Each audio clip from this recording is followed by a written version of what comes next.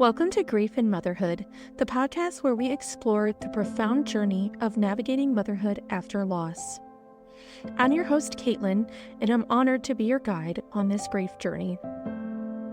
Whether it's the loss of dreams, the challenges of fertility, the pain of miscarriage, or navigating the uncharted territory of parenting a child with unique needs, grief can take many forms in the realm of motherhood.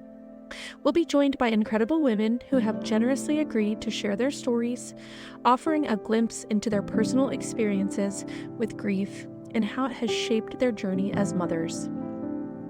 Through raw and authentic conversations, I'm aiming to create a space where mothers can find solace, understanding, and a sense of community. Because in the midst of grief, it's crucial to know that you're not alone. Join me on this heartfelt exploration of grief and motherhood, because sometimes it's in embracing our vulnerabilities that we discover the strength to carry on. This is Grief in Motherhood.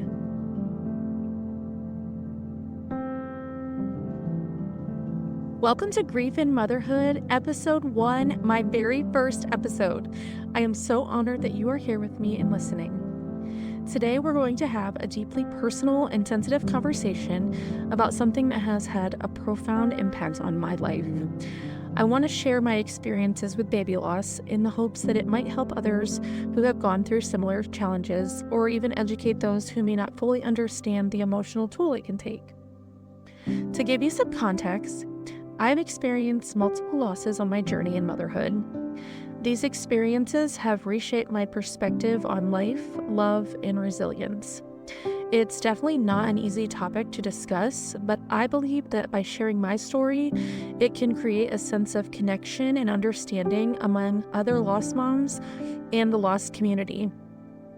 Baby loss is such a unique and complex form of grief that many people don't fully comprehend it until they go through it themselves. It's not just a physical loss, it's a loss of dreams, hopes, and an entire future that you had planned and envisioned. The emotional impact can be overwhelming, and it's okay to feel a wide range of emotions.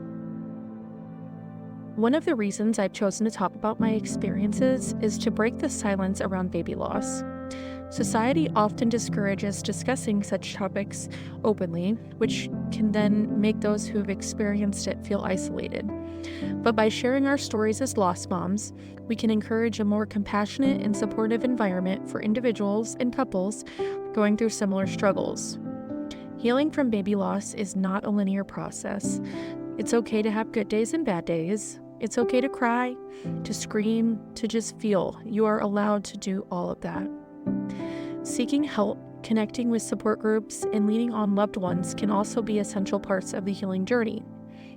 I hope that by sharing my story, it will inspire conversations about baby loss, grief, and the importance of mental health during and throughout your grief journey. If you or someone you know is going through a similar experience, remember, there are resources available and you don't have to face it alone. I want to start my story by saying that this journey has been incredibly challenging. The pain of losing a child is something that words can't even describe. The one thing I knew I always wanted to be in life was a mom. I was raised by a great mom. I was the oldest sibling, so I always had that nurturing mom instinct. I finally became a mother in 2015 to my first son. He was unexpected, but definitely changed my whole world for the best, and he has taught me so much about life and love. My second son was born 2.5 years later after suffering a very early miscarriage. I also have a stepson who is older, so my husband and I thought, hey, 3 boys, perfect, we're all set. But a few years later, I had major baby fever, so we decided to grow our family again. We ended up getting pregnant in 2021, and we found out we were having a baby girl. We were beyond excited and really shocked, and my boys were even excited to have a little sister. My pregnancy was normal. I had never had any complications in my pregnancies, and I was very naive to baby loss at this point. But all that changed at our 20-week anatomy scan when we were told our baby girl did not have a heartbeat. I will never forget that day, sitting in that room, crying with my husband, questioning the doctor, I swear I had just felt her move. It turned out she was actually only measuring around 16 weeks, so I wasn't feeling her move at all, and I had been carrying her, blissfully unaware that she had been gone for weeks. I decided I wanted to birth her so I could hold her and say goodbye. My birth with her was very quick and traumatizing. We ended up naming her Esme Ruth. I miss her every single day, and I wonder who she would be now. Had she been born when she was originally due, she would be 2 this March. The next few months after losing her were complete hell. I started having unbelievable anxiety. I had night terrors, something I had never experienced before. I cried all the time, and I just became very closed off from everyone, including my husband. I was angry and sad. I was convinced the only thing that would help was trying again. I knew I could never replace our daughter, but I wanted another baby. So we did try again, despite our anxiety and fears, and we ended up getting pregnant just a few months later. My husband and I clearly have no problem conceiving. We always joke about that. Unfortunately, just like her sister, we lost our second baby girl, Adelaide. Her heart had also stopped beating.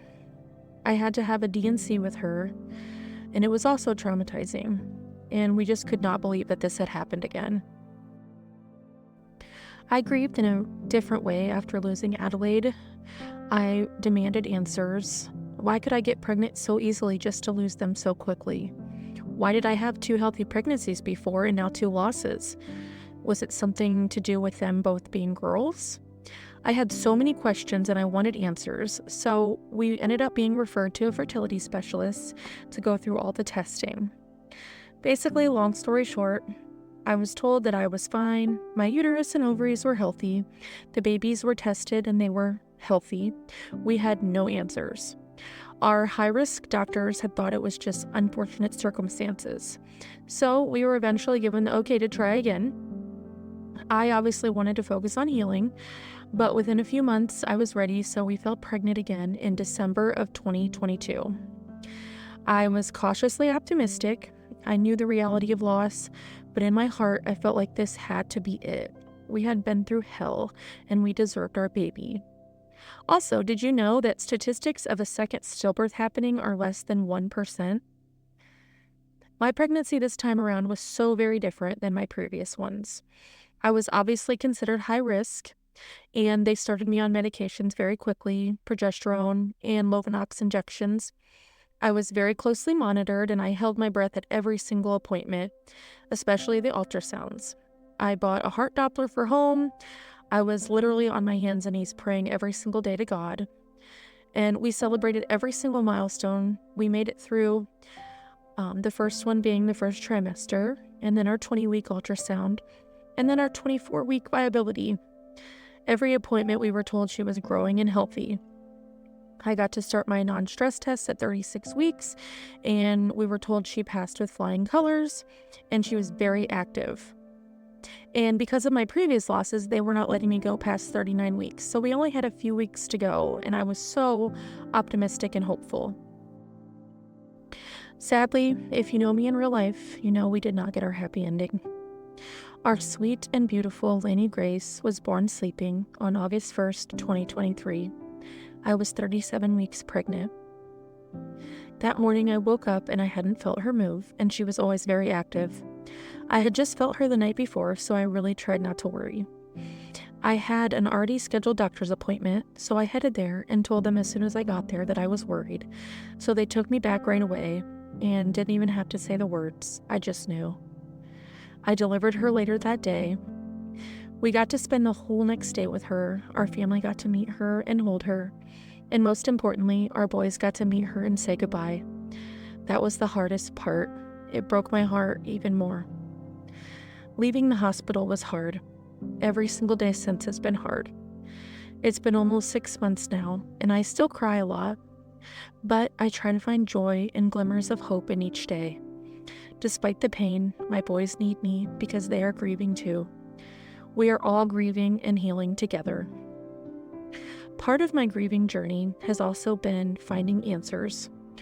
Although we were told after our second loss that everything was normal, in my heart I knew that losing 3 babies was in no way normal, and I wanted to know why. My grief consumed me with questions and just not having answers, especially with Lainey when we were only 2 weeks away from delivering her. I had joined a stillbirth group shortly after my loss, and I am so glad I did.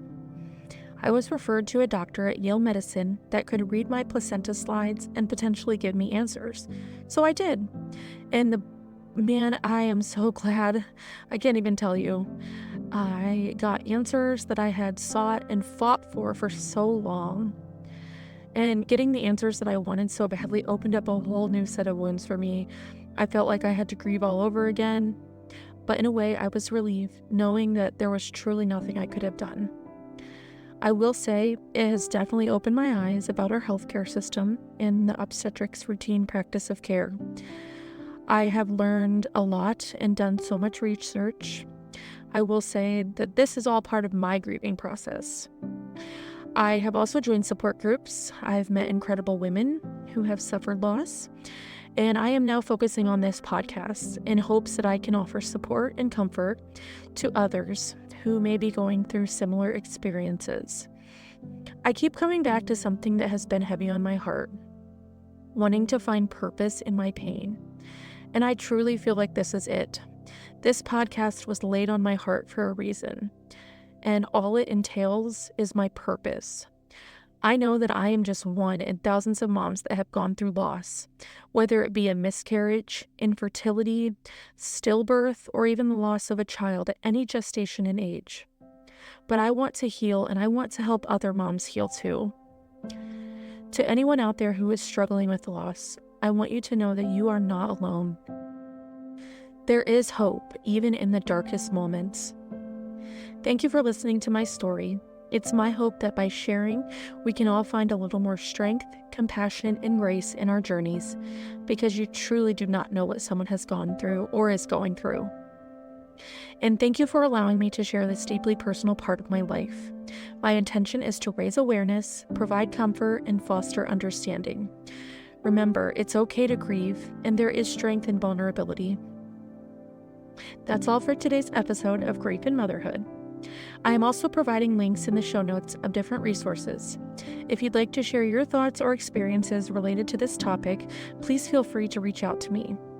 I'll be back next week with a brand new episode. Until then, I'm sending light and love to each and every one of you.